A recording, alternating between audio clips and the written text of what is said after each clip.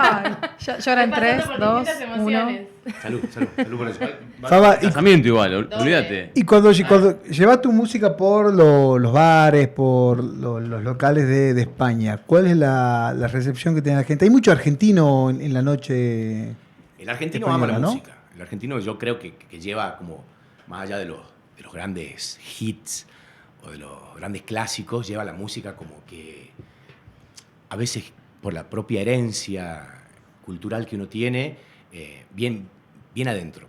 Entonces, siempre te pasa que si vos estás cantando algo argentino, te escucha, el argentino siempre se va a acercar, te va a decir que bueno, cantate algo. O sea, la recepción del argentino en el mundo, y somos muchos, es muy buena. Por el argentino. ¿Y el Por español? argentino. El español gusta mucho de la música argentina, conoce dentro del multigénero musical que hay, conoce mucho, pero es español. Entonces, ellos son imperio, no son colonia. Les gusta más la música española.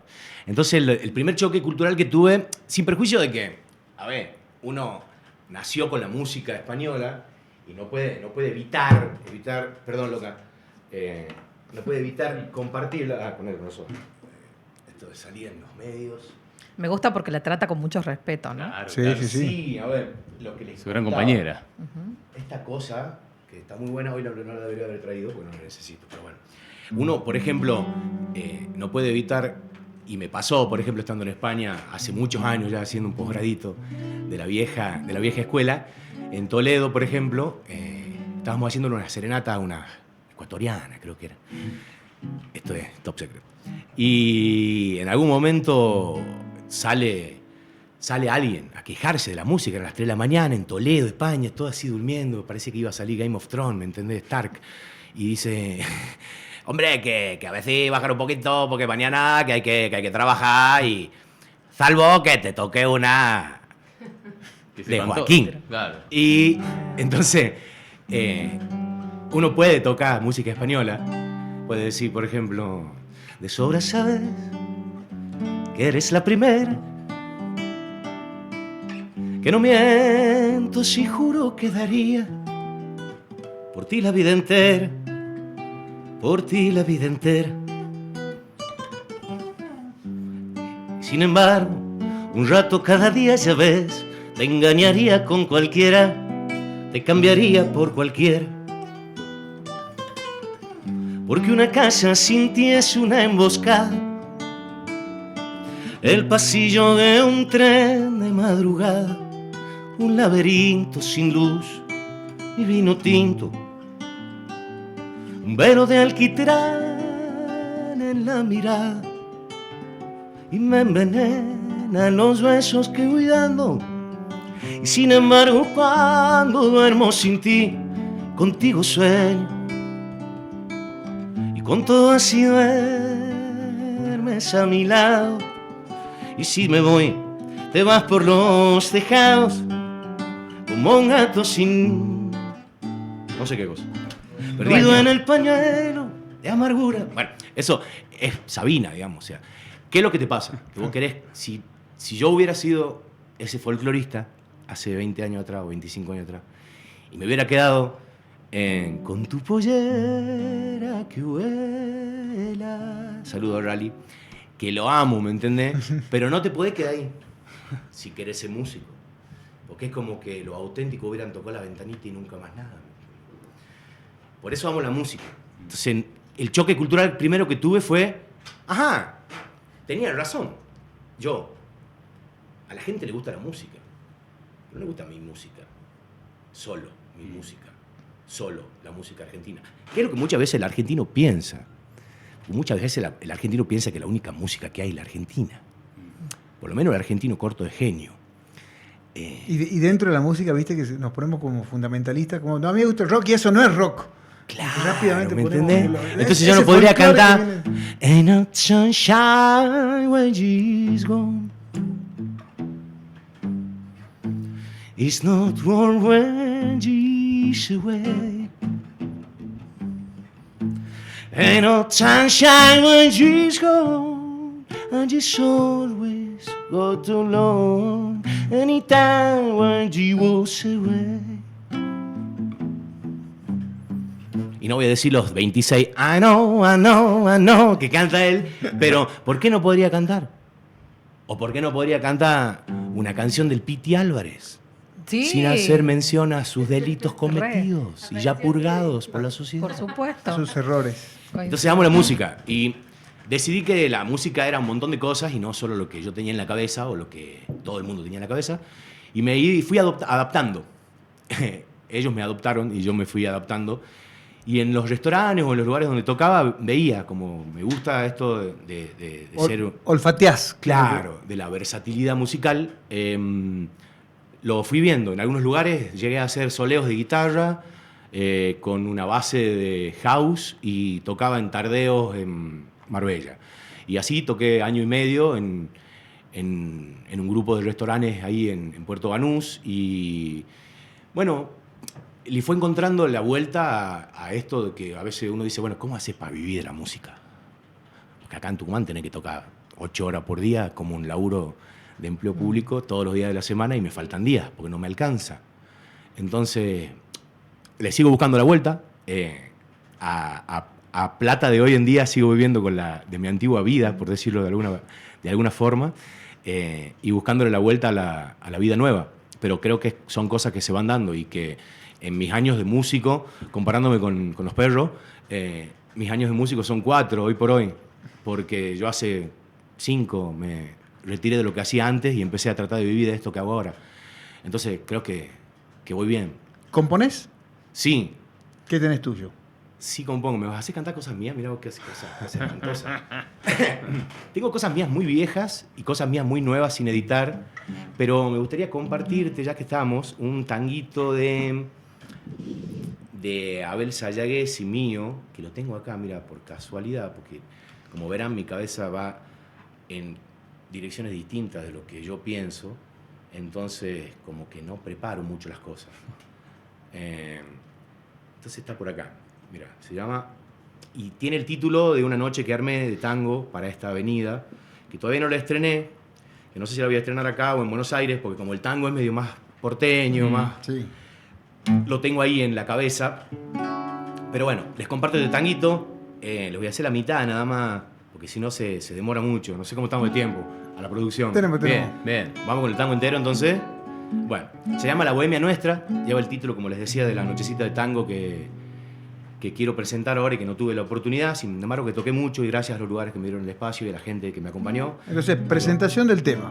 ¿Lo podemos decir Ahí de voy. una manera que es la primera vez que tenemos? Sí, es la primera vez, así que no me lo roben. Todavía no está registrado. Es de letra del gran Abel Qué Sayagues, descuido. poeta tucumano, y música mía. La Bohemia Nuestra.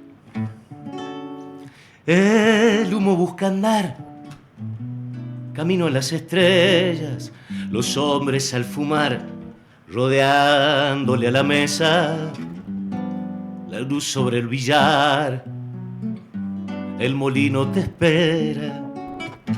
Piattelli llega al bar y se hace de una mesa, en la ventana al sol la gente en la vereda, poema en servilleta, la cosechera alberga, de los ojos las miradas y con toda la simpleza donde el tiempo olvidó a la bohemia nuestra. Recuerdos del ayer que siguen en carrera. Mozos sirvan café, bullicio sobre las mesas, se habla del país, política y revueltas. Es el bar el central, refugio de una era. Del barro son sus muros, musleras son sus tejas, casona del cardón, guitarras que se quejan. Y al medio hay un cantor, a la vuelta las mesas, y los ojos las miradas, y con toda la simpleza, donde el tiempo olvidó a la bohemia nuestra. Recuerdos del ayer que siguen en carrera.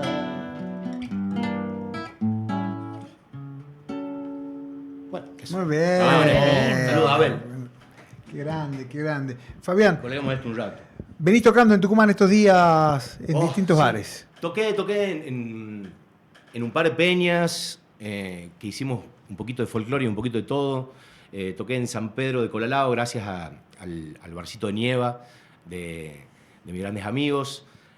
Toqué 2 noches ahí y después tuve la suerte de contrataron en Buenos Aires. Toqué en Buenos Aires también para un evento privado. Volví y abrí La Morena allá. Un hermoso bar que se los recomiendo, no por hacer chivo, sino porque la verdad que está súper piola.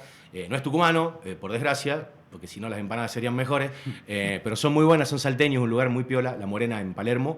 Y bueno, participé en algunos otros espectáculos, me invitaron, estuvo bastante buena la experiencia en Buenos Aires en esta vuelta.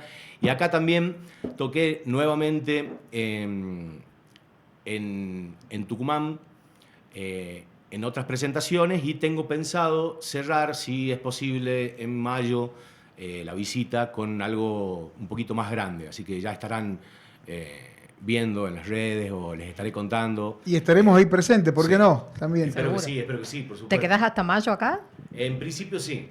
Creo que mayo será la fecha en la cual me vuelva, así que creo que voy a hacer una despedida en mayo. Faba, tenemos una serie de preguntas rápidas Lo que para quieran, lo que puedas quieran. El que responder está alargando soy yo, así que... para que puedas responder Lo que ustedes quieran. al toque casi sin Sin pensarlo mucho. Bueno, la primera es, ¿compones distinto desde que te fuiste o sos el mismo con otro paisaje? El agua del río nunca es la misma. Y creo que todos somos río, por no decirlo de otra forma. Uno nunca va a componer... A ver, hice un tango, que hoy es tango, a los 17, hace de cuenta. Para dejar a mi primera vez, hace de cuenta. Es totalmente distinto en su composición, en su armonía, en lo que dice, pero quizás suena hasta parecido a este tango que tiene meses. La composición creo que uno la va moldando, la lleva, la cambia, pero que siempre va a tener la impronta o lo que vos querés decir, o qué es lo que querés transmitir, o de la forma. Porque a veces uno puede transmitir o piensa que transmite como Barney, pero en realidad es un tiranosaurio Rex, como el meme. Claro. Entonces yo creo que utilizo la música para tratar de, muchas veces, transmitir lo que de verdad uno es. Faba, y más allá de lo artístico y de que ya estuviste antes allá, ¿qué es lo que más te sorprendió de la vida cotidiana en España? Lo que más me sorprendió, cuando uno va de la vorágine en la que vive aquí, o en la que yo vivía también en Estados Unidos, porque por ahí es una locura medio capitalista importante, y acá la locura argentina, digamos, de las fluctuaciones económicas hasta el calor que te hace modificar el humor, sumado a que odias el universo por ser lunes y tener un vencimiento penal. Pero creo que lo que uno más le sorprende es la paz, en principio, que hay, la tranquilidad en muchos lugares, hoy por hoy, o por lo menos por donde yo me manejo, que es la música, y buscando por lo menos un aire de tranquilidad y de... Uno puede hacer música pesada, pero creo que lo mismo, o sea, no por hacer heavy metal, están encerrados en un lugar enloquecidos. Creo que uno busca un poco la tranquilidad para producir mentalmente cosas que se llamen arte o que puedan gustarle a más de uno mismo. Entonces, eso fue lo primero que me sorprendió y dije, bueno, qué bueno esto, che, me gusta acá, España. Ya me gustaba mucho, fue uno de los lugares que más me gustó desde chico, España. Tuve la suerte de conocerla a los 17, bastantes países de ahí, y me enamoré de uno en particular, que fue Barcelona. Entonces, como que cuando me invitaron a España dije, bueno, a ver, conozco Barcelona, conozco Madrid, conozco un par más, y bueno, seguí conociendo. Uno parece que es chiquitito, porque de Madrid hasta donde yo vivo, que es la punta sur, a 100 kilómetros de Gibraltar, que es para cruzar a África, estoy a 100 kilómetros, y de donde yo estoy hasta Madrid tengo 6 horas en auto, como de acá a Córdoba, pero es grande lo mismo. Es muy grande España, es muy grande el mundo, así que, no sé, lo que más me sorprende es el mundo, que sea tan grande y nosotros sigamos siendo tan chiquitos. ¿Al final sentís que irte fue una decisión o una necesidad? Una vez hice un viaje y el guía, a mí, disculpa, me gusta responder con historias, si no me parece aburridísimo. Si no te digo, irme. El guía fue súper simpático y dijo, ¿qué es lo importante del viaje? ¿Qué es lo importante? Yo creo que lo más duro fue irse para darse con el gusto a uno mismo, o para darme con el gusto a uno mismo y decir, bueno, me voy. ¿Por qué? Porque ahí cuando te das cuenta, listo, tomé la decisión y ahora la tengo que bancar. Estoy ido, me fui. Y volver al final termina siendo más lindo. Porque es lo que decía este loco, este guía de viaje, íbamos a ver las tortugas, que después no las quisimos ver porque se asustan. Pero como que lo loco del viajero dijo, lo lindo de viajar es volver. Porque a mí me gusta conocer el mundo, pero acá tengo mis hermanas, y tengo mis sobrinos, y tengo mis hermanos de la vida, y tengo mis compañeros del colegio, y tengo mi música. Porque mi música, al fin y al cabo, aunque yo cante Teddy Swims, saludos Teddy, porque me gusta Teddy Swim, ¿me entendés? Y I Lost Control, o quien sea que se me ocurra cantar en el idioma que sea, porque me gustan los idiomas para colmo, entonces puedo cantar en portugués, ¿por qué no puedo cantar en italiano? ¿Por qué no cantar bueno, listo, canta. Entonces, creo que lo piola es llevar, no sé si un emblema, pero una identidad propia. Soy tucumano, soy argentino, me gusta viajar por el mundo y hacer música. Si lo puedo hacer, y lo voy a hacer, y en esa estoy. Y hay veces que la identidad que uno tiene se la debe a lo que uno vivió. Digamos, yo creo que si no hubiera vivido toda mi vida aquí, tendría una identidad distinta, por supuesto. Como gente que se fue a los 8 en vez de a los 36 como yo, y se considera y juega en la selección uruguaya. Y porque si sos uruguayo, he ido a los 8. Claro, obvio. Yo no soy el que está allá y ojo, amoldarse a la música y hacer música para hacer plata no significa que a mí me deje de gustar la música argentina, me deje de gustar el idioma, me deje de gustar. Y por eso soy artista y soy músico. Y si tengo que cantar en inglés, la canto porque me encanta la canción en inglés. O sea, creo que la identidad va más allá de los idiomas. Hoy por hoy me encanta hablar en italiano y mi tatarabuelo era italiano, yo soy italiano, ¿me entendéis? ¿Qué tiene que ver? Y no por eso significa que en Nápoles Maradona no sea Dios. Que de hecho es un dios, justamente. ¿Y dudaste alguna vez, seriamente, y decir, por acá no es, y pensaste en volver? ¿Me estás preguntando si sigo dudando? Sí, sí, también. Como te decía, si las posibilidades de la vida me dijeran dónde quiero vivir hoy, no lo sé. Quiero seguir conociendo. Conozco mucho, sí, conozco mucho.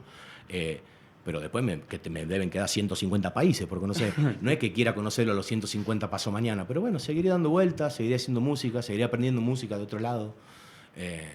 Y hoy por hoy tengo casa en los corazones de todos mis amigos y de toda mi familia. Bien. Y de mi gente, ¿me entendés? Y los ladrillos importan poco, en la Argentina menos.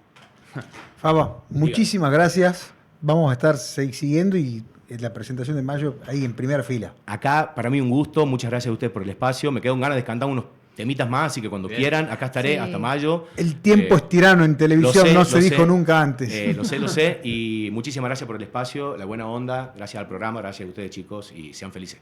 Gracias. Nosotros seguimos, porque ya tenemos también conectado nuestro siguiente invitado, que ya nos viene caracterizando esto de pasar de repente esto que le llamemos música, le llamemos historia de vida de tucumanos en el mundo, además arrancar como con otra emotividad, ¿no? Con otra energía, para pasar a otro plano. A otro plano. Nos vamos al fútbol, querido Martín. Sí, porque el Mundial es lo que concentra, ¿no?, la atención de muchos personajes en el mundo, y él bien podría ser un trotamundos, tranquilamente, pero de periodismo, de la vida. Le podemos preguntar si hay preocupación o no ante la cantidad de lesionados, qué está pasando con el Cuti, con el Dibu. Partido especial juega su River hoy, por ejemplo, por la Copa. Bueno, un hombre como Andrés, que además de ser buena gente, es muy generoso.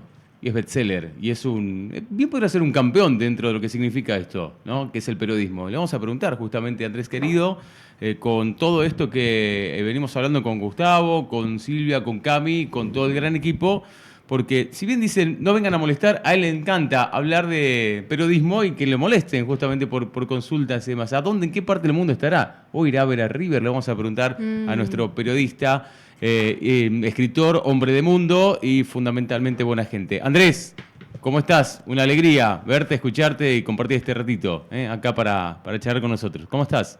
¿Qué haces, Martín? ¿Cómo andás? Bueno, un gusto verte. Después de un tiempito que no nos vemos. Bueno, gracias por la presentación. Es que es así un poco trotamundos, ¿no? Del periodismo. No, bueno, en una época viajaba, sí, pero ya quedó atrás eso, o el pelo quedó atrás. Tal más adelante ya vuelva.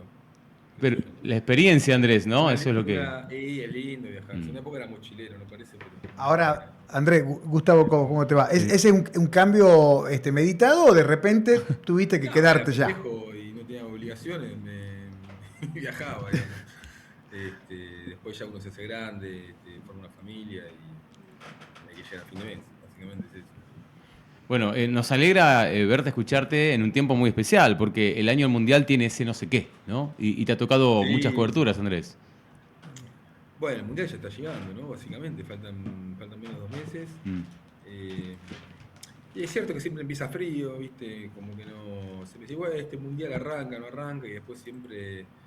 Depende mucho también, ¿no?, de la selección argentina. Yo me imagino que ahora empiezan a venderse las figuritas y demás, y dan la lista, y por favor que no se lesione nadie.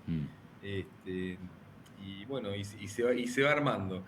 Es cierto también que tiene que terminar primero el torneo local, ¿no? Al menos digo, en primera división, digamos que ahora se viene un abril y un mayo como furioso con un montón de fechas.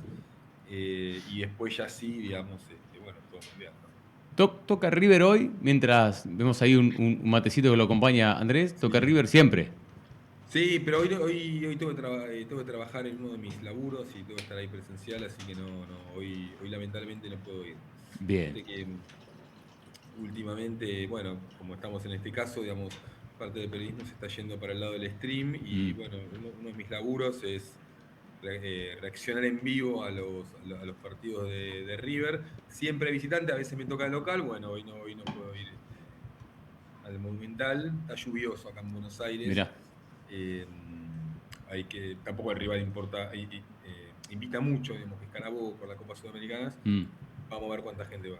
¿Sufriste el otro día en ver el formato? Le contamos un poquito a la gente, la Copa Sudamericana tiene ese detalle, ¿no? Que a veces no va por la señal de siempre. Claro. ¿Lo sufriste? ¿Lo viste complicado? ¿Cómo fue esa reacción? Bueno, es que me pasó esto.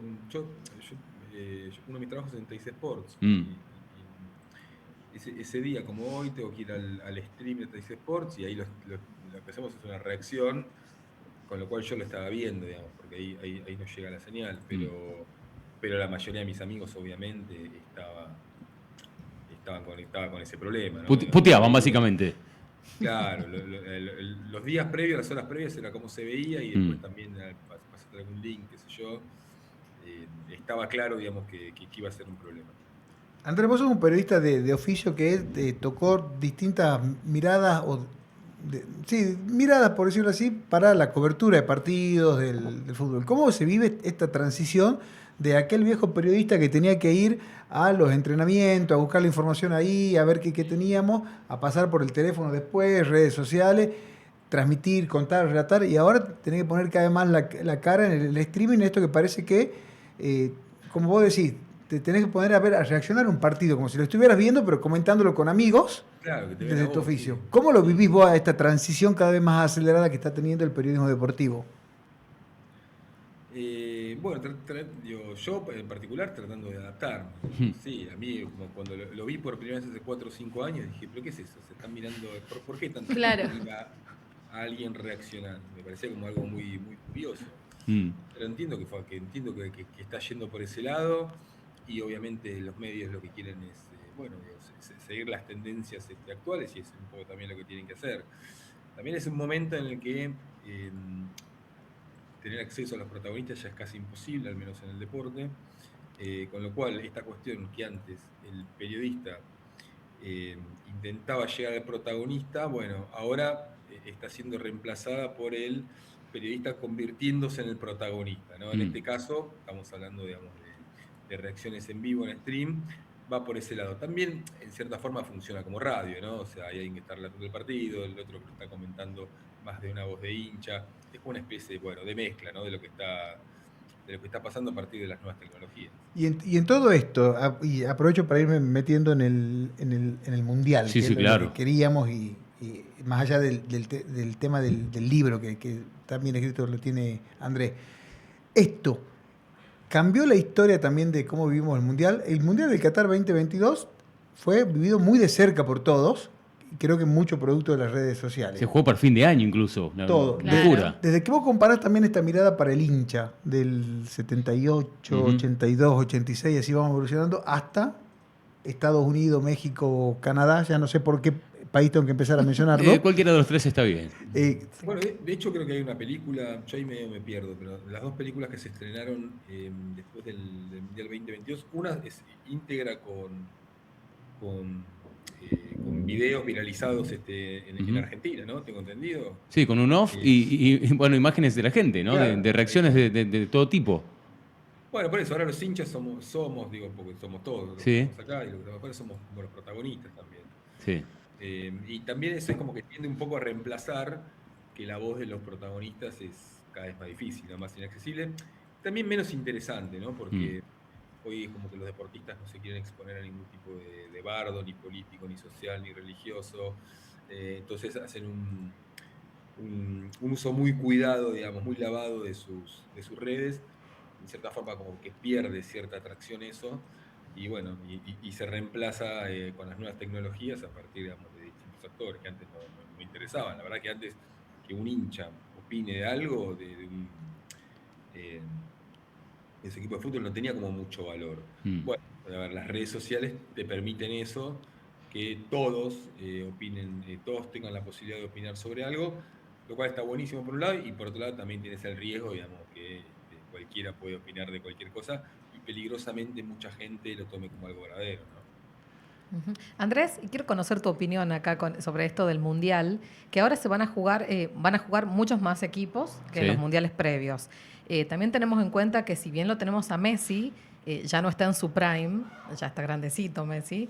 Le sumamos también la lesión del Cuti Romero, que nos preocupa un poco. Llega. La pregunta es, ¿nos podemos ilusionar o no? ¿O vamos con cautela? Es muy difícil. Ningún país ganó 2 mundiales seguidos desde el 58 y el 62, que fue Brasil, o sea, lo cual es prácticamente una misión, te diría que imposible. Después, al mismo tiempo, hubo selecciones que estuvieron muy cerca de conseguirlo. No sé, Francia en el mundial pasado ya había ganado el 18, con lo cual también estuvo cerca. Argentina está para mí entre los 5 candidatos. Creo que hoy está un poquito más arriba España, Francia también. Y Argentina estaría un poquito más arriba, imagino yo, que Brasil y que Portugal. Está claro que Argentina está en el podio, o sea, bueno, ahora es la campeona del mundo, es la bicampeona de América. Sí nos da la impresión que como que no tenemos hoy bien el parámetro de cuál es el momento actual de la selección, porque los últimos partidos fueron contra selecciones menores. En las eliminatorias desfiló, pasó por arriba a todos, y eso es un gran indicio. O sea, tenemos que decir que no solo es campeón del Mundial vigente, bicampeón de América vigente, sino que ganó las eliminatorias por muchísima distancia. Pero bueno, el fútbol es dinámico, no hubo mucho recambio, eso es cierto. La base del Mundial 2022 va a ser la misma que ahora. Messi está 4 años más tarde, más grande. Bueno, hay que ver. Yo creo que es muy difícil, es realmente muy difícil, pero bueno, si no confías en este equipo, ¿en qué equipo vas a confiar? A mí me preocupa quién es el que viene después de Messi. ¿Alguien lo pensó? Bueno, o sea, debe haber un montón hoy de candidatos de chicos mucho más jóvenes. Alguien pero más terrenal, tiene ¿no? que Alguien haber, más. ¿quién lo va a reemplazar? O sea, tiene que haber una figura. Viste que nosotros vamos como detrás de una figura y bueno, los demás vienen después. Sí. Es una buena pregunta. Yo imagino que la 10 lo hereda o Nico Paz o Mastantuano, lo que pasa no le podés pedir. Claro. Tanto, ¿no? Le queda muy grande. O sea, ¿qué Y hace De Paul sin Messi, me entendés? Es solo un modelo. No, bueno. Estamos hablando del último mundial de Messi. De Leo, sí. ¿El último mundial de Scaloni? Buena pregunta. Se supone que hay negociaciones para su continuidad. Yo creo que hoy es imposible saberlo. O sea, Scaloni se tomó... Está ocurriendo lo mismo que pasó antes del Mundial de Qatar. Chiquitapia le había dicho, te renuevo antes del Mundial. Scaloni dijo, no, primero vamos al Mundial. y ahora estaría pasando lo mismo, lo cual sería un récord, al menos en el fútbol moderno, de Argentina. Está pasando lo mismo con Deschamps, el técnico de Francia, pero en Argentina nunca pasó, al menos digamos, del 70 para acá, que un técnico esté en 3 mundiales. Los únicos que se ganaron el derecho de estar en 2 mundiales fueron los 2 campeones del mundo anteriores. Menotti y Bilardo.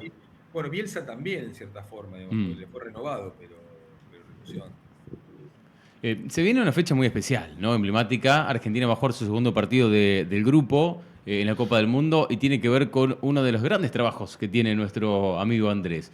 Y tiene que ver con el 22 de junio y Argentina, Inglaterra y México. Y a 40 años de todo eso, Andrés, ¿en qué momento te toca, te llega, nos va a llegar a todos? Y bueno, plasmado allí en uno de tus grandes libros también, querido amigo. Bueno, el partido, es el partido.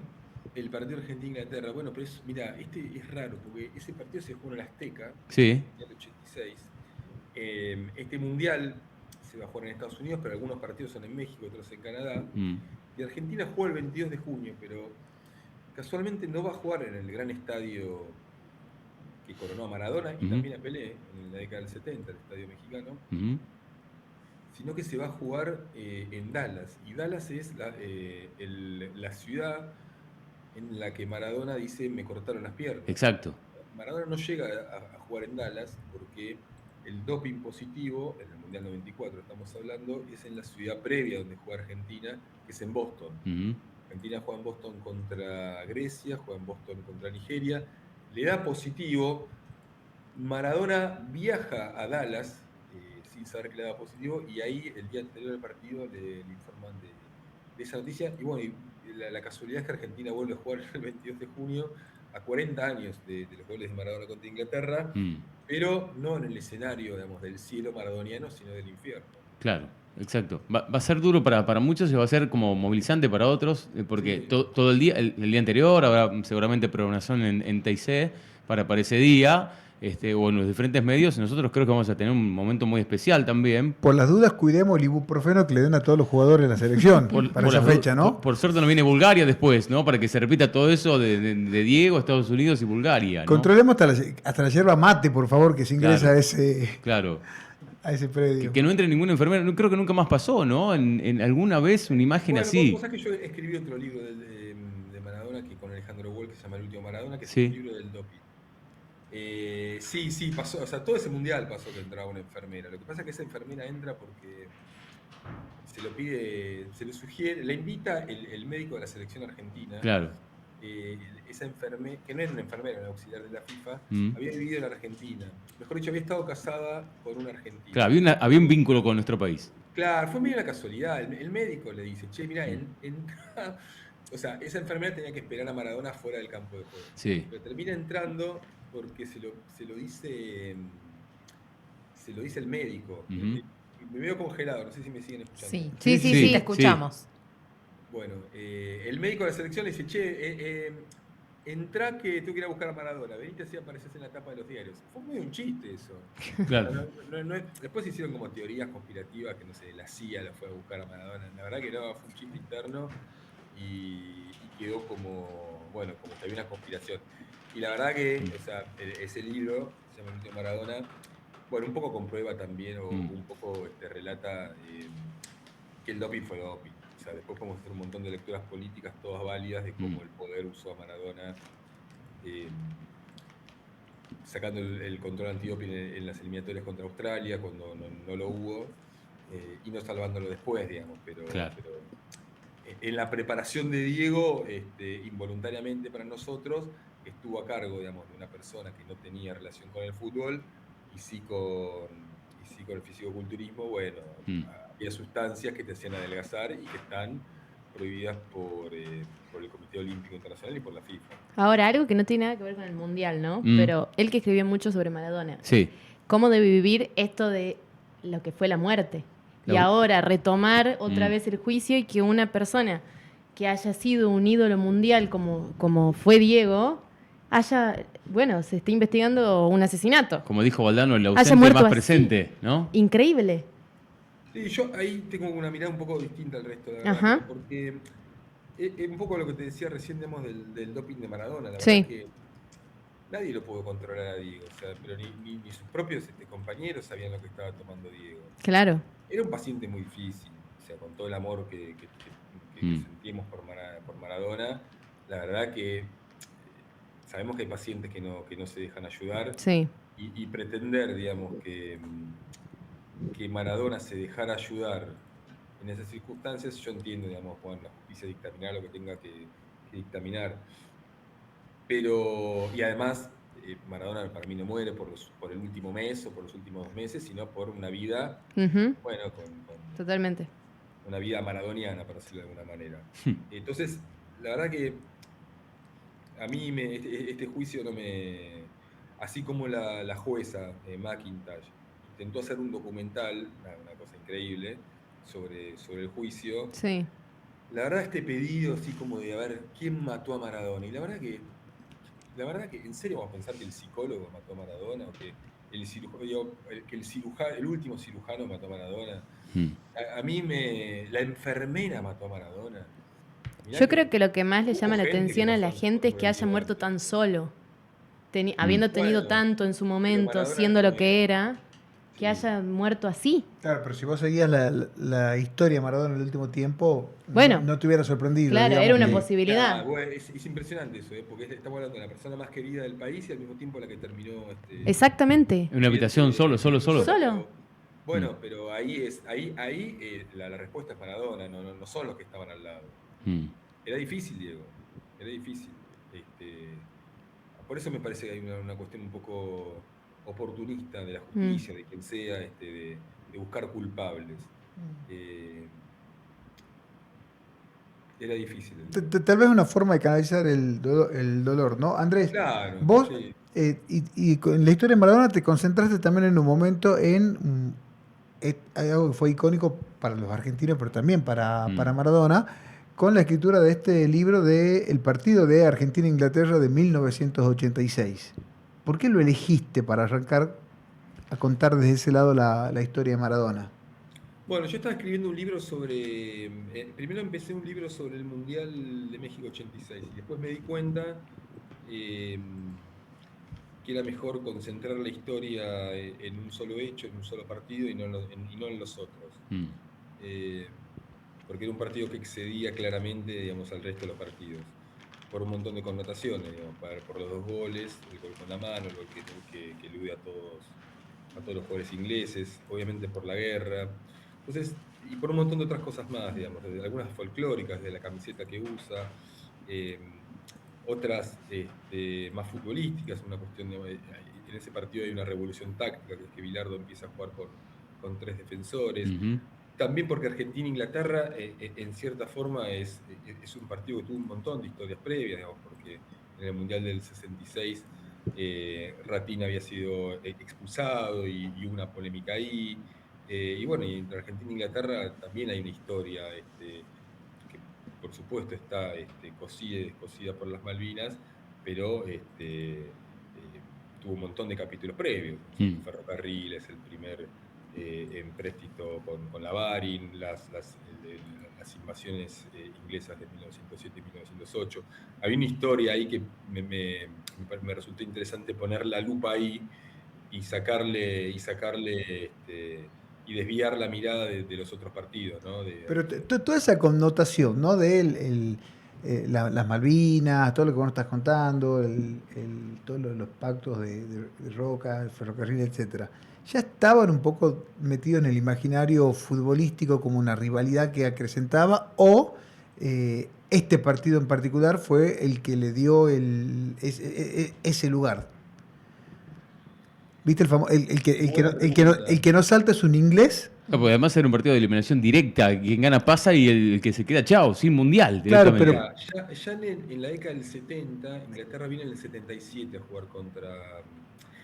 La causa de Malvinas la empieza, el intento de evolución de las islas, la empieza a pedir el gobierno peronista en los 50. Hasta entonces, los partidos de fútbol entre Argentina e Inglaterra eran más vistos como un partido entre los creadores del fútbol se creó en Inglaterra, y uno de sus tantos discípulos en el fútbol, ¿no? De los alumnos. De hecho, es curioso esto, pero el Día del Futbolista ahora es el 22 de junio, sí. Pero antes era un día de mayo, que es cuando Grillo le hace el gol imposible, un delantero independiente a Inglaterra en la década del 50. Y también el Día de la Futbolista es el 21 de agosto, que es cuando Elba Selva le hace 4 goles a Inglaterra en un mundial no oficial del 71. Pero era una relación bastante amable esa. Después del final de la Segunda Guerra Mundial, empieza a haber, Inglaterra deja de importar tanta carne argentina, los ferrocarriles se nacionalizan, Argentina empieza a hacer un reclamo por las Islas Malvinas y empieza a haber una tensión que también tiene un punto alto en ese partido del Mundial 66 que te decía, porque además el técnico de Inglaterra dice que nosotros somos los animals. Claro, animals, me gritaba. Y ahí se arma un bardo que después sigue entre los partidos entre Estudiantes y Manchester United, y Racing y el Celtic, que es de Escocia, pero era británico. Y ya en la década del 70 hay una visita de Inglaterra acá a la Bombonera y la gente canta El que nos salta es un inglés por primera vez. Por supuesto, todo esto explota en el Mundial 82, ¿no? En el Mundial 86, 4 años después de la Guerra de Malvinas, cuando las barras bravas y los hooligans se enfrentan antes, durante y después de este partido. Me pareció muy interesante esta parte. Yo no sabía eso. No, para nada, y tiene que ver con el desafío. Andrés, te podemos proponer, para ver si retomamos la imagen, pues sí. se quedó congelado, te desconectás y te podés volver a conectar inmediatamente o se complica. Vale. Perfecto. A ver si estamos ahí para poder charlar y verlo un poco en las reuniones, sobre todo en esta última parte. Pero no lo había pensado, pero me vino ahora. Nosotros tenemos la rivalidad con Brasil. Claro. Tenemos una rivalidad a medias con Uruguay. Claro. Digo a medias porque... Un vecino. Es un vecino, pero que también forma parte del clásico del Río de la Plata. Con Chile, por ejemplo. Con Chile, por ejemplo. Pero con Chile es más fuerte. Y sí, hay otras cuestiones un poco vinculantes a lo que decía Andrés. Sí, total. A lo de Inglaterra. Un poco muy vinculantes. Viene por ahí. Entonces, es como una cosa de... Por Garcas. De por dónde sale. Sí. Porque él mencionaba otros aspectos que no era solamente el... Bueno, con Alemania por el fútbol también. Con Alemania por haber jugado las finales. También. De aquel 86, de 4 años después, de lo que sentimos que nos quitaron en Italia. Pero creo que no hay odios tan grandes. Y en Brasil. Ahí están más marcados. Brasil. Me parece que en el ranking es Inglaterra, Brasil, Chile. Sí. Es más, no hay una canción, creo que vamos a coincidir todos, no hay una canción, el que no canta es alemán, el que no salta es tal, a Brasil después se le hizo la canción en pleno mundial. Brasil, decime que se siente. Claro, que fue todo un hitazo, pero con Inglaterra sí hay algo especial. Y hablando de eso,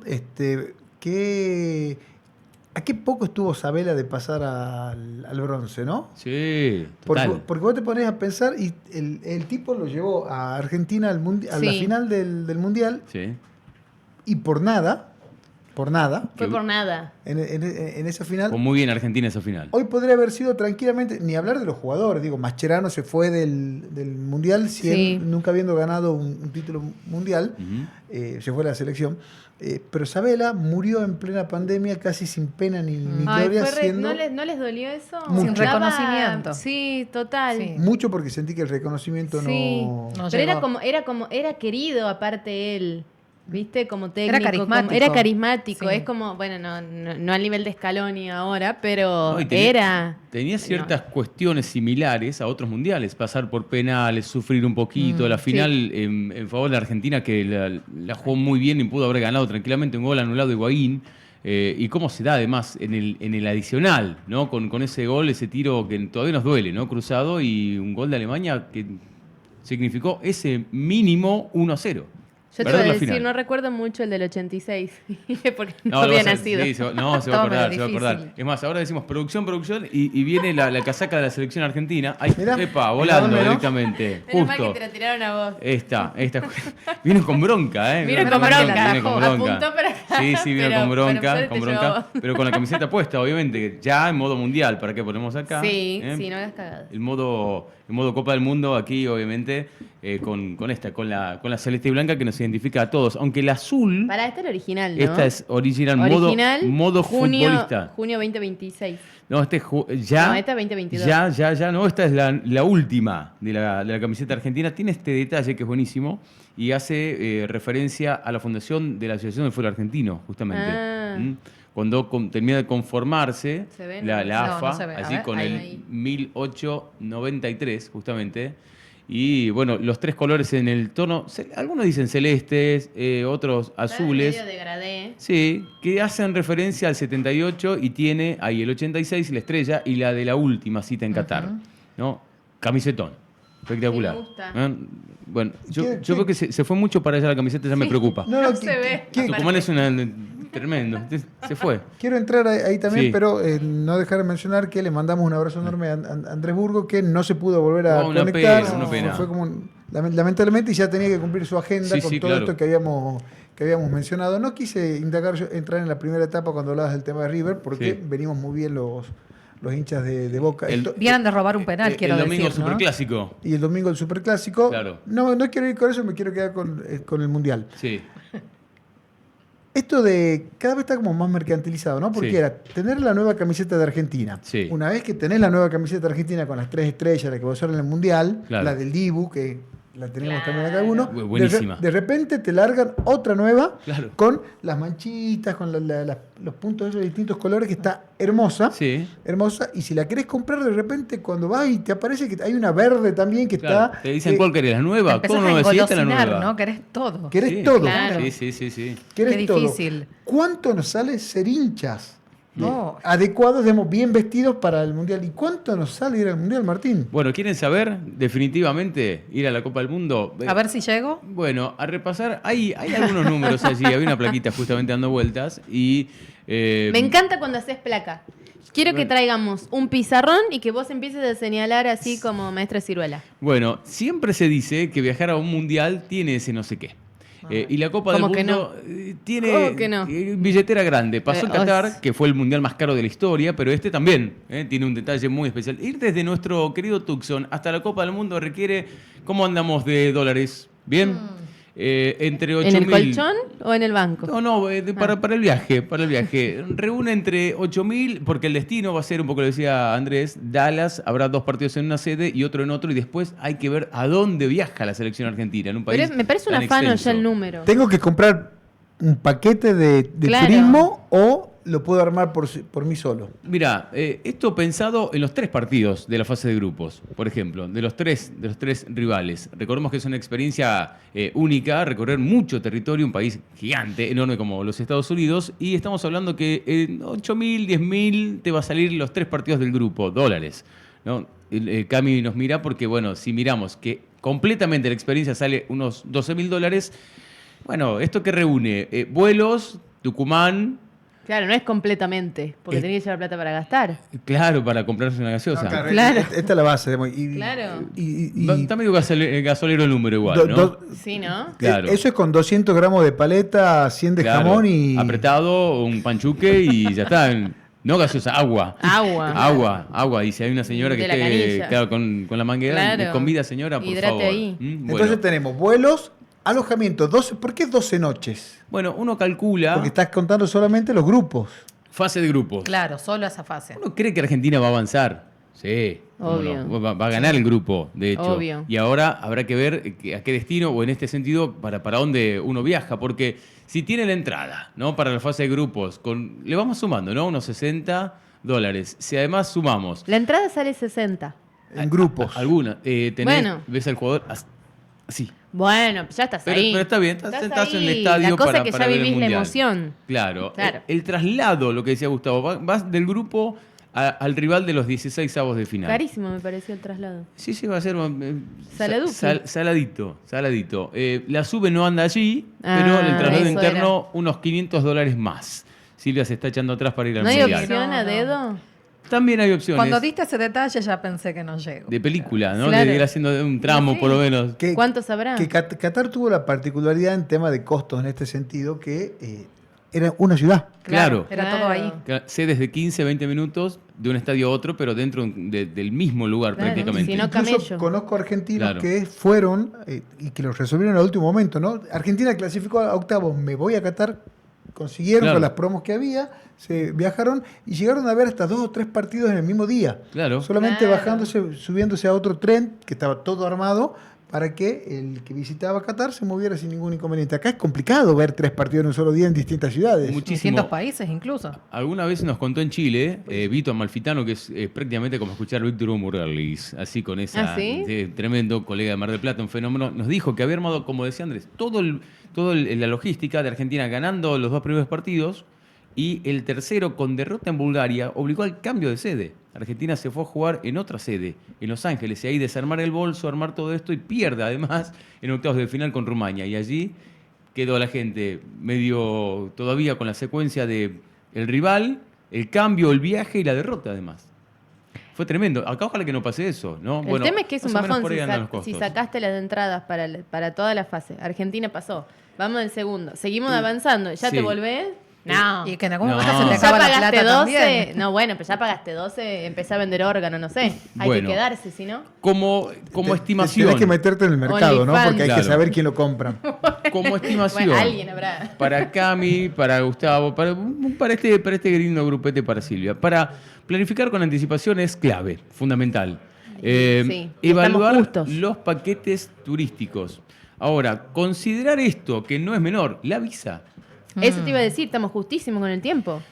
El que no la tiene... Y casi que ya estás atrasado. Si no tenés la visa, si olvídate.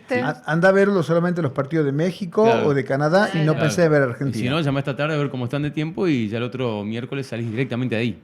Con el visado listo. Directo. ¿En qué ciudad se juega la final? ¿Se sabe ya o no? Sí. Se va a jugar, la apertura en el Azteca. Y en esos Estados Unidos se juega en New York o en New Jersey, me parece. New Jersey, en el MetLife, me parece. Ah, qué lindo. Bueno, hoy contaban, a propósito, que tenía un costo de casi $13 el servicio de transporte de ir de Nueva York hasta New Jersey. Y dijeron que están ahí nomás.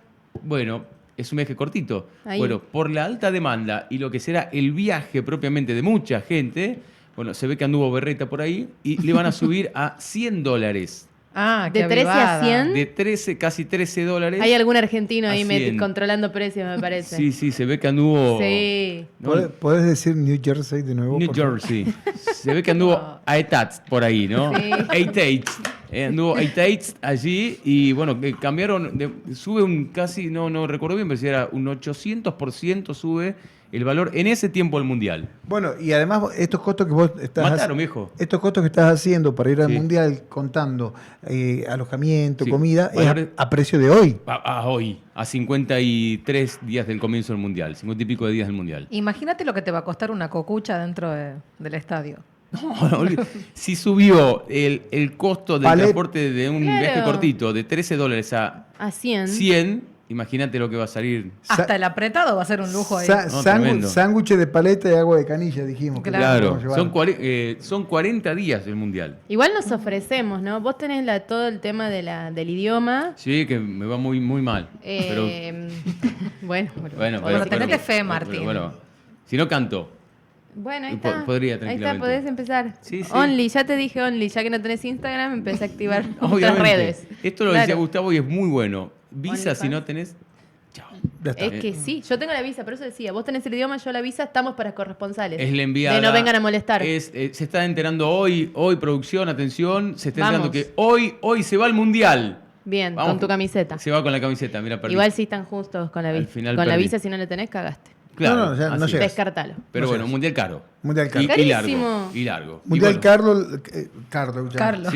Mundial caro, largo y difícil de además poder seguirlo y visitar todos los partidos por la distancia. Pero bueno, avanzamos, estamos con nuestra siguiente invitada porque de nuevo pasamos de contar lo que es andar cantando por bares del mundo con esta bohemia divina que nos trajo Faba, a pasar a Andrés Burgo a hablar un poco del Mundial y con estos datos interesantes que tuvimos y hablar de Maradona, esta preocupación que tenés por el juicio. Es que empezó de nuevo. Y estás... De cero. Mirá que me llama la atención, ¿cómo puede ser? Ya lo dije el año pasado, si al hijo de un juez Bueno, le mataron un padre y no resuelven las causas y demás. Ahora Maradona, un ídolo mundial. Hicieron el papelón que hicieron con el juicio. ¿Qué nos queda a nosotros que somos nadie? Y como siempre, acá tratamos todos los temas y damos vuelta. Nuestro productor se está por infartar.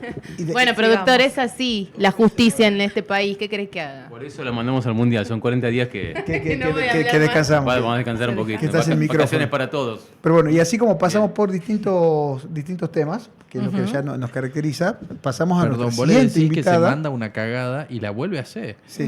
Lo va a volver a hacer. Es reincidente. Y va a volver a suceder, como decía. Pero está libre.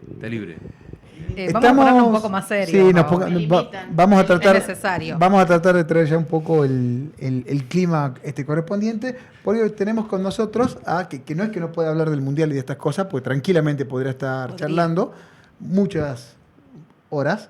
Pero bueno, estamos con Carolina Jaworowski. Ella es directora del programa universitario de las adicciones de la Universidad Nacional de Tucumán, especialista en el tema. Y además de hablar de esta problemática, que ya es una problemática, no sé si compleja es la palabra, pero que no todos saben cómo abordarla de la manera más adecuada, también la idea era poder contar por qué la Universidad Nacional de Tucumán está ampliando su oferta de posgrado con esta nueva cohorte que se inicia ahora de la especialización en consumos problemáticos. Que está bueno también entender este debate porque, viste que siempre hablamos, es adicto a tal cosa, que es adicto. Sí, ¿cuándo sí, cuándo no? Y nos mete otro concepto, decir, hablemos de consumos problemáticos. Pero bueno, va un poco por esa línea todo lo que queremos charlar ahora. Carolina, muchas gracias por estar con nosotros. A ustedes por invitarme. Estoy como en casa. Hola, de tanta gente conocida y querida que hay aquí. Menos mal que la presentaste vos porque yo no hubiese podido pronunciar el apellido. Ahí estaba pensando son años, son muchos años. Son años. Sí, training. Y me lo escribieron bien en redes. O sea, bien, más no puedo pedir. Lo pensé cuando lo vi la placa, dije, esto es... Sí. Además, está bien escrito en el... Perfecto. Espectacular. Ya está. En el graf, Sí. en este momento. Es un montón. Carolina, ¿de qué hablamos cuando hablamos de consumos problemáticos? Bueno, esto que vos decías de que usamos las palabras y por ahí unificamos el discurso y que una persona es adicta a tal cosa o tiene un consumo problemático y parece lo mismo, digamos, y lo usamos como sinónimos, desde nuestro programa y desde el encuadre que tiene la carrera también, son cosas diferentes.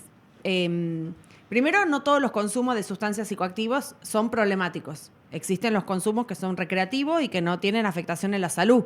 Una persona que se junta en una reunión y toma alcohol, digamos, socialmente, no es un consumo problemático, ¿bien? Cuesta escucharlo, pero también hay uso recreativo de sustancias que están ilegalizadas, de marihuana y que no son consumos problemáticos. El consumo problemático se define, hay una vieja definición de una asociación uruguaya que se llama el Abrojo, que dice que el consumo problemático es aquel que afecta ocasional o permanentemente alguna de las áreas vitales del individuo. ¿Cuáles son las áreas vitales? Sus relaciones primarias, su familia, sus relaciones secundarias, sus amigos, su trabajo, o afecta su salud física o psíquica o le trae problemas con la ley. Si nosotros tomamos esa definición, yo puedo tomar alcohol, subirme a un auto, manejar, chocar, provocarme lesiones, provocarle lesiones a otra persona, y eso es un consumo problemático. Pero no necesariamente soy un adicto, ¿bien? Y ahí entramos en otro concepto y diferenciación que tiene que ver con los niveles de consumo, ¿sí? Podemos hablar de uso, abuso y adicción. El uso es lo que se llama el consumo ocasional o esporádico, ¿bien? Todos somos usuarios de droga, todos. El que se levantó hoy y toma un café, bueno, es usuario de droga. El que toma alcohol en una reunión, el que fuma tabaco. Anoticiate, Camille. El mate. Bienvenida. Por supuesto que el impacto de una sustancia no es el mismo que otras, ¿bien? Y no todos los consumos son iguales. Ahora, usar drogas, usamos todo. El abuso tiene que ver ya no solamente con la frecuencia o la cantidad, sino con la intencionalidad que le damos al consumo. Yo si no tomo una pastilla no duermo. No, a mí sí me gusta salir con mis amigos, pero si no tomo alcohol no me divierto. Si tomo una copita de vino para dormirme, también. Cuando siento que hay algo que no puedo sostener o hacer y le doy un sentido y una intencionalidad a ese consumo. Fíjense que no importa qué, ¿bien? No estoy hablando de la sustancia, estoy hablando del lugar que ese consumo ocupa en nuestras vidas. Y la adicción ya es en sentido estricto y tiene otra definición, que es aquel que tiene dependencia psíquica, física, y tiene lo que se llama síndrome de abstinencia y genera tolerancia. El síndrome de abstinencia es la manifestación física de la ausencia de una sustancia que el cuerpo ya espera recibir. ¿Bien? Y la tolerancia es la necesidad de aumentar las dosis de aquello que yo consumo para generar el efecto que tuvo esa primera dosis, que nunca es igual. El cuerpo se acostumbra, el circuito de recompensas que el cerebro le da al cuerpo por esa sustancia que se consume. Yo soy abogada, ¿no? O sea que esto está implicado en criollo para que más o menos nos entendamos todo. No es igual con el sostenimiento del consumo, entonces yo necesito más sustancia para tener ese mismo efecto que tenía antes. Eso es la tolerancia, ¿bien? Y el síndrome de abstinencia es la manifestación física y psíquica que tiene el cuerpo ante la ausencia. Y el adicto no consume ya por el placer de consumir, sino para no sentir el displacer que le genera no tener la sustancia. ¿Bien? El adicto vive para el consumo. Es el que se levanta y piensa dónde va a conseguir hoy la sustancia, qué va a hacer para conseguirla, cómo va a ser su rutina para poder consumir. Por eso no todas las personas son adictas. Claro. Pero todos los niveles de consumo de los que acabamos de hablar pueden ser problemáticos. ¿Pero siempre es progresivo o puedo saltar de uno a otro?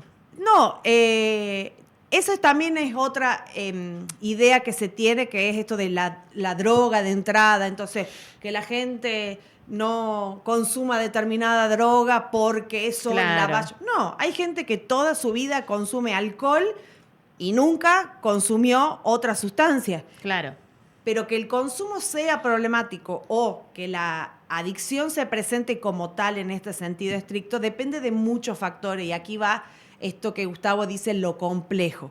¿A qué hablamos cuando hablamos de complejo? No porque sea difícil o sea así como un problema inacible, ¿no? Que no tiene solución o no tiene abordaje, sino que hablamos de que se tienen que presentar muchos factores en la vida de una persona que efectivamente nos lleven a un consumo problemático o una adicción.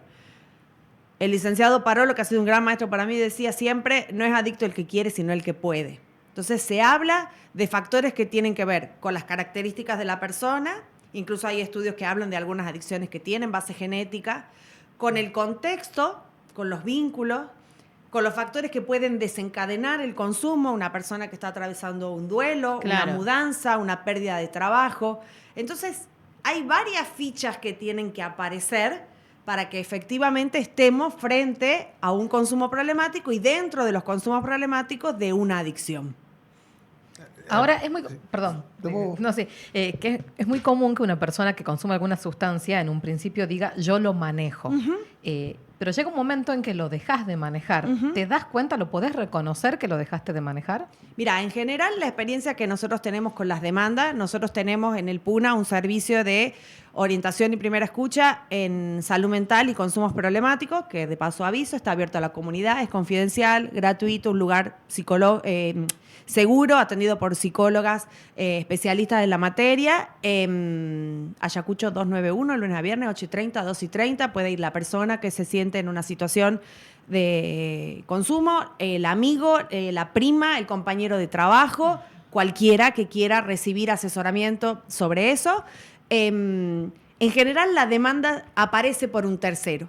Siempre es más común que el entorno problematice o prenda alguna alerta que la propia persona que está en consumo, digamos, o que está desarrollando un consumo problemático, una relación problemática con ese objeto que llamamos droga, digamos.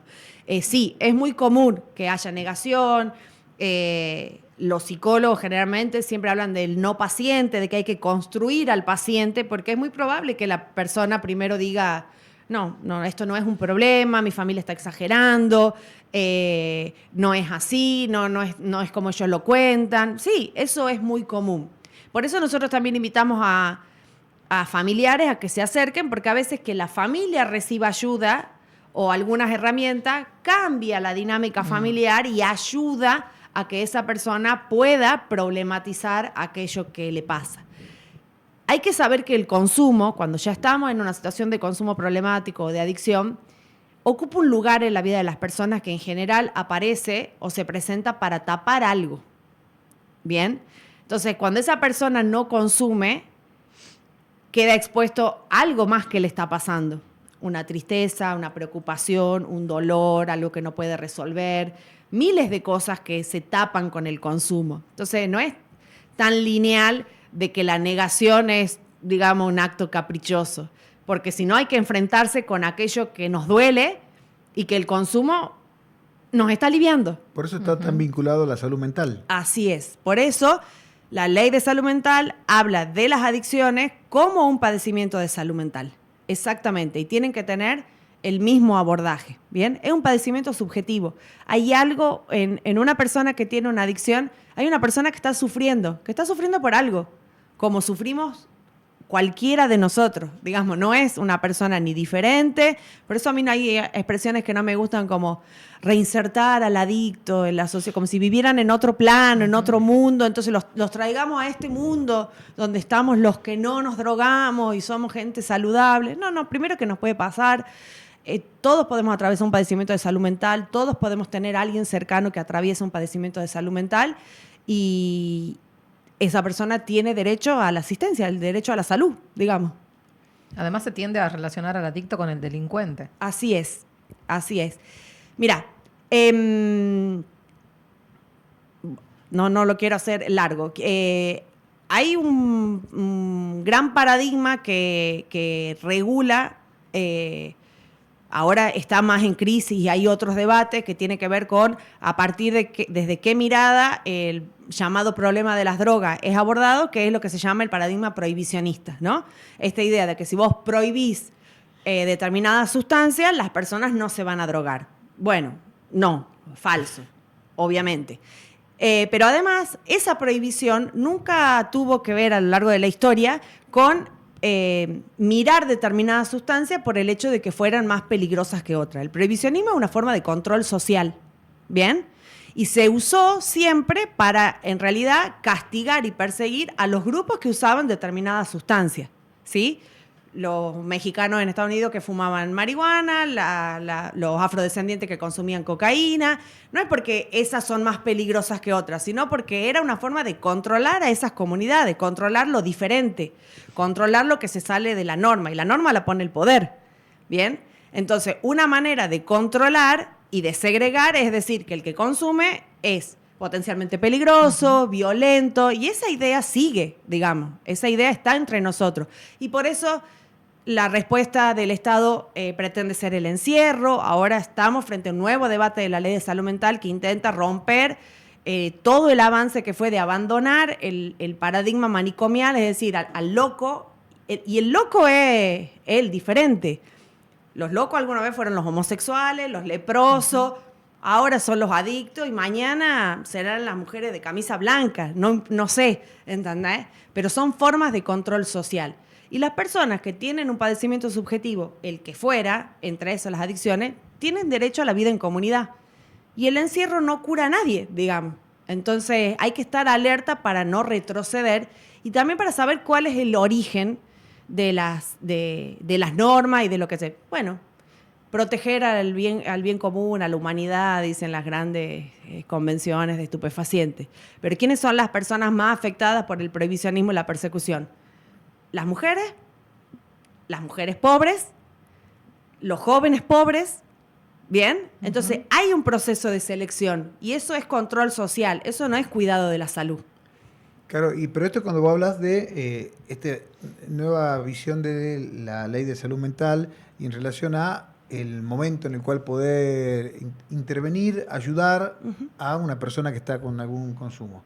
Me viene a la cabeza, porque forma parte del debate en las mesas de familia, a mí me sorprendió mucho, ahora con Chano, que empezó a dar sus recitales, volvió a los escenarios, y le está la visión de su madre, quien le ha tocado acompañar o ser una persona que también se ha visto totalmente afectada en su vida. No sé si víctima es la palabra. Bueno, pero casi. Ella tiene una posición muy crítica frente a la redacción actual de la ley de salud mental. Sí, eso es así. Sí. Sin embargo, y esto lo digo desde el absoluto respeto porque entiendo la posición de quien tiene un familiar al que ve sufrir. Mucha gente aparece en los servicios y dice, quiero que internen a mi hijo, a mi hermana, porque es lo que conocen, porque hay como una expectativa de una solución casi mágica. Ahora, si la ley de salud mental se cambiara, como lo pretende el gobierno hoy, y volviéramos al sistema manicomial, donde se abandona la interdisciplinariedad para el abordaje, vuelve la hegemonía de la psiquiatría, digamos, más vieja, digamos, ¿no? Porque hay una psiquiatría que propende y promueve el abordaje comunitario. Si abandonamos la perspectiva comunitaria para el abordaje, Chano no podría estar trabajando. Chano no podría estar dando recitales, ¿no? Digo, como para poner un ejemplo que es conocido por todos. La ley de salud mental ahora lo que dice, porque también hay un mensaje ahí del gobierno que es capcioso y es mentiroso, lisa y llanamente, queremos que las personas puedan ser internadas involuntariamente cuando no pueden decidir. Eso ya lo dice la ley. La ley dice que hay 2 clases de internaciones. Una que es voluntaria, que es la persona que dice me quiero internar para hacer un tratamiento, y aquella persona que está en un riesgo cierto e inminente para sí o para tercero y necesita una internación. Ahora, la internación sin tratamiento, sin abordaje, sin terapias interdisciplinarias que te permita a vos estabilizarte y volver a la comunidad, es una privación ilegítima de la libertad. Nadie puede vivir encerrado. Nadie. Y además, volviendo al tema de los consumos problemáticos, sabiendo que esa imagen del adicto, de persona violenta y delincuente no es real, digamos, ¿qué otro padecimiento se le exige éxito en el tratamiento? Demostrar que tenés voluntad o quedarte encerrado. No hay ningún otro padecimiento al cual se le exija semejante cosa. Entonces, la ley de salud mental hoy plantea 2 tipos de internaciones. ¿Qué dice de la internación? Es el último recurso y es ante la urgencia y es para estabilizar y tiene que durar lo más breve posible. Lo más breve es en cada caso. Hay gente que está internada meses, hay gente que está internada días, hay gente que está internada semanas. ¿Cuál es la dificultad? Que el gobierno con su nuevo proyecto no resuelve y no va a resolver ni este, ni el que venga, ni el que pasó, si no se pone presupuesto. Que cuando yo salgo de la internación, ¿entendés? Tengo que tener el abordaje comunitario que me permita tener terapia, que me permita integrarme, que me permita tener empleo, que me permita tener vivienda, todo lo que hace a la salud mental. Entonces hay un engaño ahí. Pero lo que está bueno de esto que estás diciendo es porque yo lo veía, ahora que vino tan Biónica a Tucumán, lo escuché en distintas mesas de café, digamos, formó parte del debate porque empezaron a pasar los videos donde la madre contaba y planteaba su posición. ¿Cómo puede ser que no lo pueda internar? ¿Cómo puede ser que no pueda pedir ayuda? Digo, está como esa falsa creencia instalada de si él no pide ayuda, no se lo puede ayudar. No, eso es falso. Primero, internación involuntaria, riesgo cierto o inminente.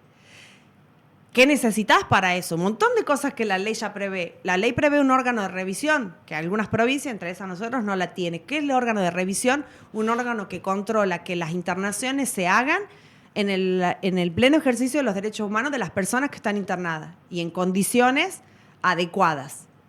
Muchas veces los llamados manicomios y psiquiátricos, todo eso, eran lugares de tortura. Decime qué recuperación puede tener una persona que está internada hace 20 años, que está cronificada ahí. Digamos, claro. Eso no es tratamiento, eso no es abordaje de la salud. Yo conozco gente que ha sido internada de manera involuntaria y que ha salido peor. Bueno, es que también hay otra cosa, digamos, el padecimiento de salud mental y las adicciones no se resuelven solo con voluntad, digamos.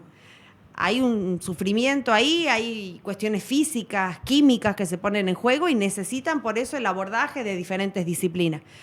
En esto de la ley de salud mental, de cosas que vos decís, ¿cómo puede ser que no lo pueda internar cuando la ley te lo permite? También yo he escuchado en ese mismo caso decir, y ahora mi hijo está internado y no lo puedo ver porque la ley de salud mental. Y la ley de salud mental prohíbe expresamente que las personas queden aisladas. Dice expresamente que no se le pueden prohibir las visitas a una persona ni su contacto con su entorno afectivo, ni siquiera con su familia. su entorno afectivo y que si hubiera alguna restricción por el cual no puede recibir visitas o no puede recibir algunas visitas, eso tiene que constar en la historia clínica. Ninguna persona debe quedar aislada y si no tenés cómo comunicarte, el centro en el que está internado te debe proporcionar una vía de comunicación. Tenés derecho a un abogado, ¿entendés? O sea, todo eso está previsto hoy. ¿Qué necesita? Como tantas otras cosas. Dinero. Plata para que se Así es. Claro, el Puna comenzó hace 20 años aproximadamente. Sí, y la carrera también. Este año ambos cumplimos 20 años. Yo puedo decir que cumplo 20 años. Claro. Este año cumplo 20 años. Sos una veinteañera, así te puedes presentar. Lo voy a usar todo este año y voy a sacar provecho de esto. ¿Cómo cambió el consumo en Tucumán en estos 20 años? Sí, cambiaron muchas cosas. Los consumos se expanden. Esto un poco que hablábamos recién del imaginario que hay. El alcohol sigue siendo la sustancia más consumida en el país, entre jóvenes, tanto que los jóvenes que preocupan. Sí, la edad de inicio baja. Y también hemos aprendido muchas cosas en todo este tiempo, como la diversidad de los consumos en función de algunos grupos, los consumos que están invisibilizados, como las mujeres, los estigmas que caen sobre las mujeres que consumen, ¿no? El doble estigma de, bueno, ser adicta y además si tiene hijos es mala madre porque se droga, ¿no? La doble falla, los consumos en adultos mayores, también invisibilizados. Sí, ha cambiado mucho el paradigma a partir de la ley de salud mental, seguro, pero lo que recoge la ley de salud mental son discursos que circulan hace mucho tiempo y que empiezan a tener mayor visibilidad y que ponen en tensión esta idea del prohibicionismo que hablábamos y empieza a tratar de encuadrar la gravedad o la dimensión real del problema. El tema de los consumos también se usa como el gran chivo expiatorio en una sociedad, ¿no? Todos los problemas de seguridad que hay es porque los que salen a matar y robar se consumen, bueno, todo lo que se mete ahí. Y bueno, y ha cambiado mucho el paradigma, pensemos, yo te puedo decir desde mi lado que yo, dentro de los consumos, a lo que me dedico a estudiar, tiene que ver con las políticas públicas para las personas que usan drogas, la creación de nuevas agencias diferenciadas de las agencias de seguridad, comprendiendo que los consumos tienen que ver con un problema de salud y que el narcotráfico es un problema de seguridad. Son discursos, o sea, son debates que no están superados porque, bueno, siempre hay quien le conviene seguir sosteniéndolo, pero son cosas de las que antes no hablábamos. Yo me acuerdo que cuando recién llegaba a trabajar al Puna, allá por el año 2009, llegué y a la semana salió el fallo Arriola, por ejemplo, que el primer fallo unánime de la Corte Suprema de Justicia que dice que la tenencia de estupefacientes para consumo personal no debe ser penada, que es un acto privado. Bueno, antes no hablábamos de estas cosas, digamos, ¿no? Y creo que ese paradigma, que es el que conocemos como el paradigma de los derechos humanos, se cuela cada vez más. Es el que sostenemos desde la universidad y desde la Secretaría de Extensión para encuadrar nuestro abordaje desde el Puna y nuestra formación académica desde la carrera. Y bueno, creo que eso nos hace reproductores y, divulgadores de un discurso diferente, digamos, y que entendemos que debe ser disonante y que a su vez los profesionales que se forman con nosotros llevan a sus servicios, llevan a sus prácticas y bueno, uno confía que va transformando, ¿no? Con eso. Ahora, Caro, el tema de los antidepresivos, ¿entra ahora está en estudio? Porque nosotros solemos hablar de que cada vez son más las personas que conocemos que recurren a este tipo de pastillas para sobrevivir. Todo psicofármaco que está encuadrado en un tratamiento terapéutico supervisado por un profesional, bienvenido sea. Sí. ¿No? Hablar de salud mental, bienvenido sea. Asumir que todos podemos tener un padecimiento de salud mental que no necesariamente es un diagnóstico, puede ser una circunstancia. Total. Por eso la ley habla de padecimiento. Sí. Y ahora quieren volver a hablar de trastorno como algo inmodificable. No, un padecimiento de salud mental puede ser una etapa de tu vida que tenés ansiedad porque, no sé, bueno, vivimos en Tucumán, en Argentina, ¿sabes todas las cosas que te pueden generar ansiedad? O sea, obvio. Olvídate. Bueno, y poder ir a un profesional. Y capaz que necesitas alguna medicación. Pero ven que esto aumentó en el último tiempo. Sí, aumentó y hay mucho abuso de psicofármaco. Hay mucho abuso de psicofármaco. Y en este caso, ¿qué hablamos y eso se da mucho en el consumo de adultos mayores? ¿Alguna vez, no, le recetaron para dormir?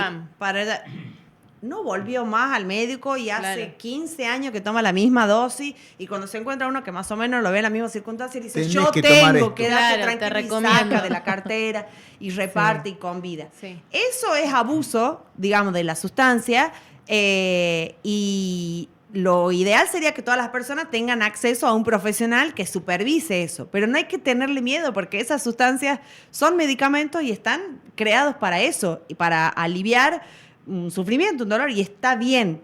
Lo que hay que evitar es esto, digamos, ¿no? La automedicación, que no tenga supervisión, pero sí crece porque también, por suerte, hablamos más, yo creo que de la pandemia para acá, hablamos más de salud mental.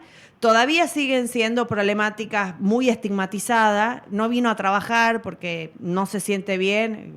Que no se siente. Yo tampoco me sentía bien y he venido. Claro. Entonces, si no tenés fiebre, si no tenés el dolor físico, si no tenés el estudio, a la gente todavía le cuesta creer. Hay lugares donde todavía, cuesta que se reconozcan las licencias. Yo a veces veo esos que dice licencia por ruptura amorosa. Digo, qué maravilla. O sea, ¿llamas? ¿Bien o no? Es como una agenda de salud mental. Escúchame, pero es un motivo de sobra para faltar al trabajo. Pero son dolores, o sea, son, digamos... Te sentís mal, no tenés ganas. Claro, y la tristeza no le pasó de no poder real, levantarse. Digamos, estás duelando algo. Por supuesto que no digo llevándolo al absurdo, pero eso es el padecimiento subjetivo, ¿entendés? Es Marcela Tiner diciendo, voy, pero con la peor de las ondas, si quiere que vaya a trabajar. Claro. O sea, es aquello que no se ve y que nos provoca algún dolor y alguna falta y merece atención. Puede ser una atención acotada en el tiempo, porque como te digo, no es un diagnóstico, no es que, digamos... Claro. El tema es que no se vuelve una dependencia. Que no se vuelve una dependencia y para eso necesita herramientas para abordarse. Si necesita medicación, la medicación tiene que estar supervisada. Pero lo importante es comprender que ese padecimiento no es menos importante que otro. Claro. Y animarse a pedir ayuda y a respetar a ese otro, digamos, ¿no? Que está atravesando esa dificultad. Claro, tenemos una serie de preguntas que son como cortitas y al pie, digamos. Tremendas. Rápido. No sé si tremendas, digamos, pero son como... Ping-pong. Tipo ping-pong, digamos. Messi o Maradona. No de eso. Bueno, vos la tiraste, a ver. No. Dale. No sé. Te metiste solita. Mirá sola. Ping-pong. Bien. Messi o Di María. Di María. ¿Me quisiste? Yo no. ¿Vos sabés que yo? ¿Qué señales tempranas suelen ignorar las personas o las familias? Bueno, en general, nosotros las primeras cosas que advertimos, nosotros trabajamos mucho en escuelas y con adolescentes, es aquello que hace, digamos, cuando hay algún cambio de hábitos. Una persona que, no sé, tenía mucha vida social y de golpe está más hermética o aparece más irritable sin motivo aparente, o en el caso de adolescentes que baja el rendimiento escolar. Son cambios, digamos, en la forma de vincularse dentro del entorno, porque por ahí no necesariamente tenés que darte cuenta ni saber de un cambio físico ¿no? Pero este cambio de ánimo, este desinterés, el bajón, digamos, esa persona que aparece como con cierto desgano, que antes salía a andar en bicicleta y ya no sale, que antes lo invitaban los amigos y las amigas, iba y ya no, o que es nuestro compañero de trabajo y antes, no sé, era una persona muy proactiva y de golpe está con lo justo, que empieza a faltar. Ese tipo de cambios son para acercarse y preguntar, ¿qué pasa? ¿Qué onda? ¿Hay una edad donde el riesgo es mayor? Mirá, acá voy a tratar de explicar de otra cosa en criollo. Hay ningún consumo de sustancia, por más de que nosotros podamos decir que el consumo, que no todos los consumos son problemáticos, que tenemos que aprender a trabajar con la perspectiva de reducción de riesgos y daños, comprender sobre todo que los adolescentes van a consumir sustancias psicoactivas y que lo tienen que tratar de hacer con el menor riesgo posible, y empieza todo el tema del último primer día, que el viaje a Bariloche, que bla, bla, bla. No hay consumos que sean inocuos. Y hay determinados consumos, como el consumo de alcohol en menores de edad, que tienen un impacto a nivel del sistema nervioso mayor porque el sistema nervioso se está transformando, desarrollando, y eso puede tener impacto. Vuelvo mucho al alcohol porque es como una sustancia que la tenemos muy incorporada, como que parece que es más grave otra cosa. Y es que como es la legal. Claro, y tiene un montón aceptada de enfermedades asociadas y tiene un montón de secuelas a largo plazo, digamos, por el consumo crónico de alcohol.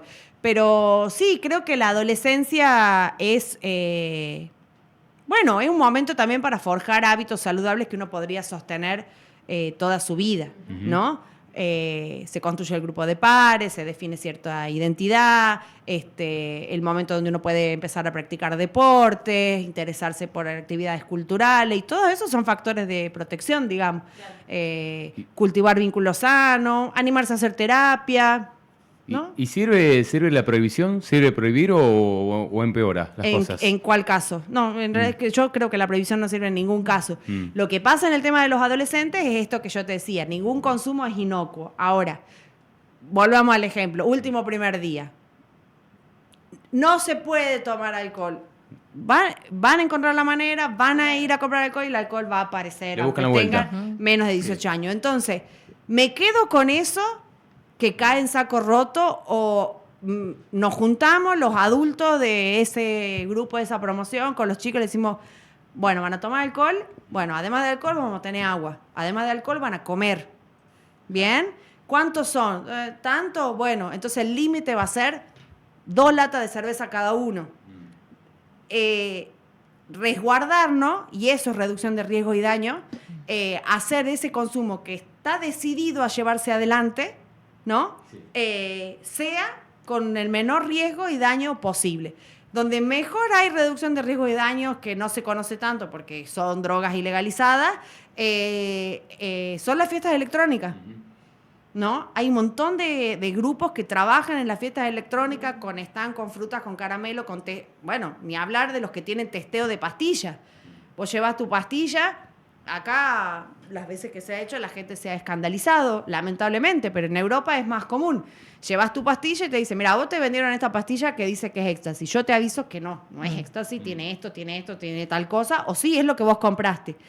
Y estamos demostrado que cuando le decís a una persona, esto no tiene lo que vos esperás consumir, esto no te va a hacer bien, la descartan. Claro. ¿Está? Entonces, la perspectiva de reducción de riesgo de daño necesita mayor desarrollo, sobre todo en Tucumán. Cuando vos decís esto, la gente cree que vos estás promoviendo el consumo. La primera norma conocida por todo el mundo de reducción de riesgo de daño es: si toma, no maneje. Eso es reducción de riesgo de daño. ¿Influyen las redes sociales en esta problemática? Redes sociales, adicciones sin sustancia, juego, adicciones comportamentales o todo otro tema, ¿no? Para la salud mental, sobre todo en infancias y adolescencia, lo que genera. Mira, yo creo que las redes sociales, como todo, y como la sustancia, depende del uso que uno les dé. Hay un montón de páginas, bueno, ahora no me acuerdo, una sí seguro, vuelo controlado, pero después hay otras más, hay una que la van bajando y la van subiendo, que dan alertas sobre si están circulando sustancias que están adulteradas, o, por ejemplo, en el caso de las drogas sintéticas que cambian tanto y hay tantas tan nuevas todo el tiempo, informan sobre eso, información científica, ¿no? Sí, hay un psiquiatra incluso que tiene un perfil de Instagram. Exactamente. Yo creo que para esas cosas sirve.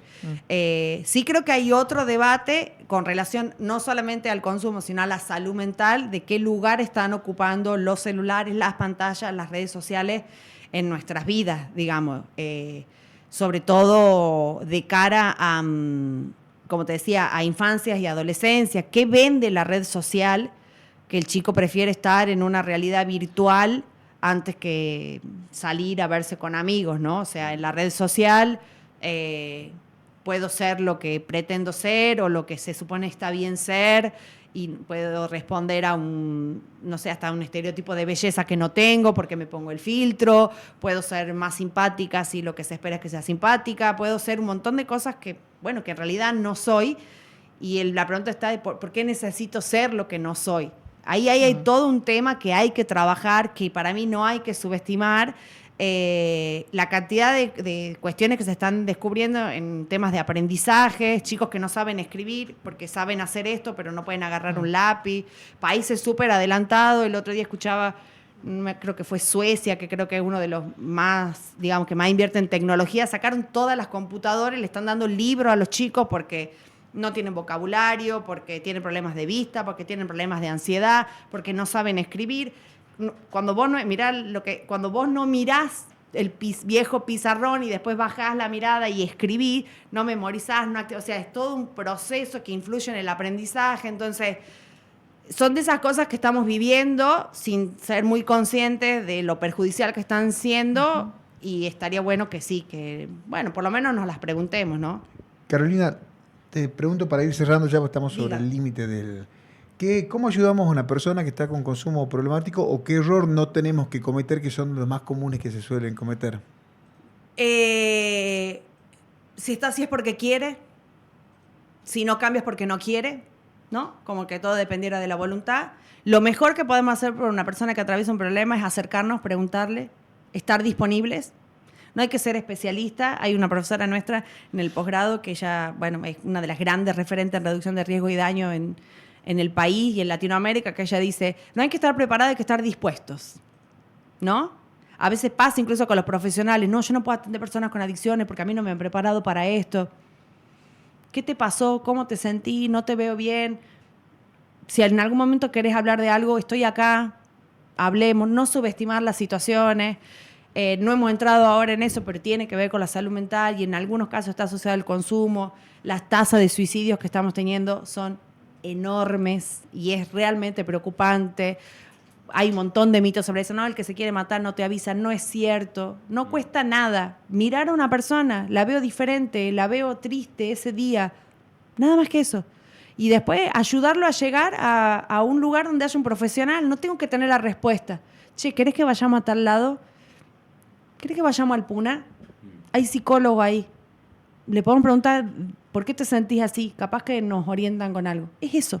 Y ya es mucho. Y eso así es para esa persona. Tal cual. Es mucho. Caro, repetimos entonces. El Puna, Ayacucho. Ayacucho 291, lunes a viernes, 8:30, 12:30. Servicio en salud mental y consumos problemáticos, gratuito, confidencial, un lugar seguro, atendido por profesionales. Y tenemos un WhatsApp también, si quieren hacer consultas por ahí. 3815-987878. Qué desafío aprenderse los números de teléfono a esta altura. ¿Viste? ¿Quién se aprende un número de teléfono? Cuando tenés 20 años como yo, todavía podés. Nos aprendimos el apellido, imagínate. Eso. Pudimos sacarlo adelante. Y si no, nuestras redes sociales, UNT Puna. UNT Puna. Perfecto, estamos entonces. Carolina, muchísimas gracias a ustedes, por esta muchísimas invitación. gracias. Tenemos que ir cerrando ya. Voló, ¿no? Voló el programa, no nos quedó nada. En realidad no es que no quedó nada de tiempo. Claro, no quedó tiempo para desarrollar. Porque en cada una de las entrevistas que tuvimos, daban ganas de seguir escuchándolo a Faba. Tenemos que ir a la presentación en mayo. Tenemos que cumplir este año, Camila, todas las cosas todos los pendientes. Todos los pendientes. Son un montón y recién vamos lo del año pasado y lo que estamos asumiendo que vamos a empezar. Hay que hacer la listita para ir tachando, ¿viste? El checklist. Sí. Hay que ir tachando así. Sí. Llegamos a final de año todo cumplido. Nos vemos el miércoles de la semana que viene, ya en el último miércoles de Camila jugando para el equipo de solteros. Ay, sí. Y el único miércoles, el último de abril. ¿O no? No. Sí, se le fue más rápido. Es que se termine el mes. Claro. Ya que enero duró tanto y marzo también, abril viene con 3 semanas. Bueno, creo que es el último de abril. Además va a estar a 3 días de casarse y ella solamente va a venir pensando, hoy el último día de abril tenés que tirar aceite de... soplar 3 veces. Era por eso, les tengo que recordar todos los primeros que tienen que limpiar. Que no deja de ser importante, digamos. Le avisamos que ya está jugada, ya está, no hay marcha atrás. Ya está, nos vemos la semana que viene por Go Play, 14 a 16 los miércoles. Bye. Gracias. Chao.